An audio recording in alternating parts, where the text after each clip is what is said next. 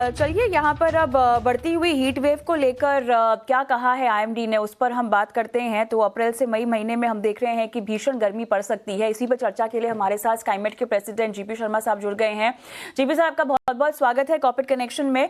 और देखिए, आईएमडी जो बोल रहा है उसके मुताबिक अप्रैल से जून में सामान्य से ज्यादा गर्मी पड़ने की संभावना यहाँ पर जताई जा रही है। हीट वेव यहाँ पे बताया गया है। आपका आकलन ये बताइएगा, और जो सामान्य से लगभग 8 से 10 दिन का समय दिया है जहां पे लू भी चलने वाली है, तो कौन कौन से इलाके होंगे सर ये? देखिए, शुरुआत में तो जो उत्तर भारत है अभी उसमें तो संभावना नहीं है।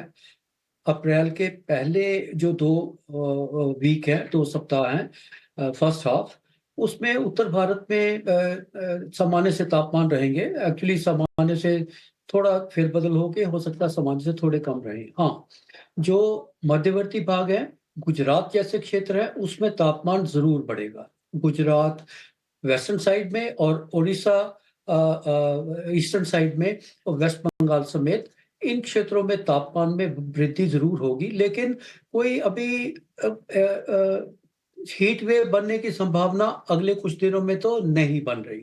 देश के जो दक्षिणी भाग हैं उसमें तो अभी रेन थंडर शावर कल परसों से लेके 4-5 दिन का स्पेल रहेगा। और जो परपेचुअली जो हम देखते हैं तेलंगाना, रायलसीमा, नॉर्थ इंटीरियर कर्नाटका, इन क्षेत्रों में काफी गर्मी बढ़ जाती है। इन्हीं क्षेत्रों में ही वर्षा होगी। इसलिए जो अप्रैल के पहले 2 वीक हैं, पहले 2 सप्ताह हैं, उनमें ज्यादा गर्मी नहीं पड़ेगी। ओके। वेस्टर्न साइड में, हाँ, गुजरात में जरूर आज के दिन में भी वहाँ 40 से 41 टेम्परेचर है। हीट वेव का मतलब है कम से कम तापमान मैदानी भागों में 40 डिग्री तो होना ही चाहिए, और उसके बाद वो सामान्य से लगभग 4.5 या 5 डिग्री सेल्सियस ऊपर रहना चाहिए। तो ऐसे, और विशेषकर जैसे मैं उत्तरी भागों की, उत्तर प्लेन्स की बात कर रहा हूँ, नॉर्दर्न प्लेन्स, जी। पंजाब, हरियाणा, दिल्ली समेत भी अभी इनमें थोड़ा समय लगेगा। हमें ठीक है। देखना पड़ेगा। दूसरे दूसरे हाफ में संभावना जरूर बनी रहेगी, और उसके बाद तो तापमान बढ़ जाएंगे। जी बिल्कुल बिल्कुल। तो चलिए, यहाँ पर 15 अप्रैल के बाद ही हम देखेंगे कि गर्मी या तापमान का बढ़ना शुरू होगा। लेकिन हीट वेव के जो दिन है ना सर, वो दोगुने कर दिए गए हैं, खासतौर से उत्तर पश्चिमी भारत के लिए।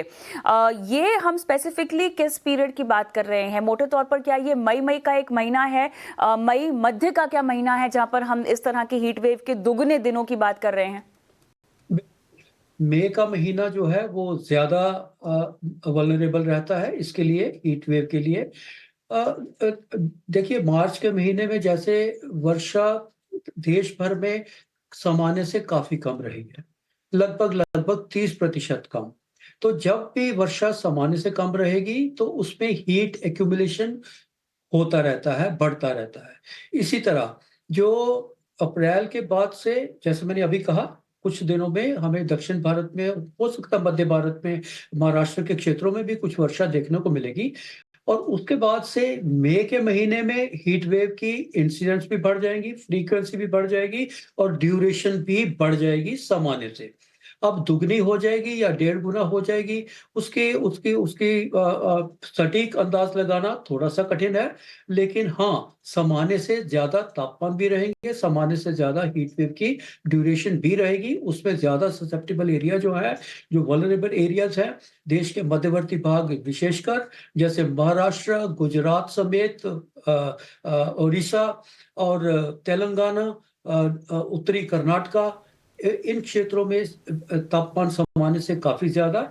और देश के उत्तरी भागों में भी, जिसमें कि पंजाब, हरियाणा, दिल्ली क्षेत्र है, जी उसमें 15 अप्रैल के बाद गर्मी बढ़ने की संभावना रहेगी। जी। दिल्ली में अभी तक जैसे 40 डिग्री का तापमान नहीं हुआ, और ना ही 1 सप्ताह तक होना है। ओके अगले 10 दिन में तो नहीं होना है। ओके। ठीक है, ऑलराइट जीपी सर, इसलिए बहुत बहुत धन्यवाद, आपने समय दिया हमें और तमाम सवालों के जवाब दिए।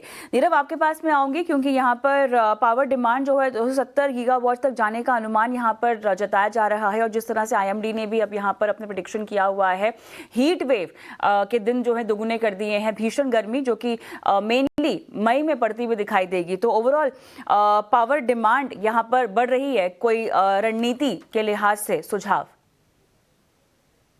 देखिए, एट दिस पॉइंट जो भी चार्ट्स मैं देख रहा हूँ, वो चार्ट्स में एक ही स्टॉक तो मुझे नजर आ रहा है जो प्रोबेबली और अच्छा कर सकता है गोइंग फॉरवर्ड। वो है IEX। इसका जो चार्ट है इसमें कंसोलिडेशन हो चुका है और एक लंबा कंसोलिडेशन के बाद अब जाके एक ब्रेकआउट आया है। आई बिलीव यहाँ से 200 तक के लेवल जा सकते हैं, तो अगर बाइंग करनी है तो ये एक ही स्टॉक है जिसमें आप बाइंग की पोजीशन बना सकते हैं विद स्टॉप लॉस ऑफ 165। 200 तक के इसमें टारगेट नजर आ सकते हैं। बाकी स्टॉक्स अगर देखें तो REC, PFC, इवन वोल्टास, ये सब थोड़ा अभी नेगेटिव हैं और यहाँ से प्रॉब्लली और गिरावट इन स्टॉक्स में आ सकती है। तो एज अ स्ट्रेटेजी आपको कुछ बाइंग करना है तो सिर्फ IEX में करिए।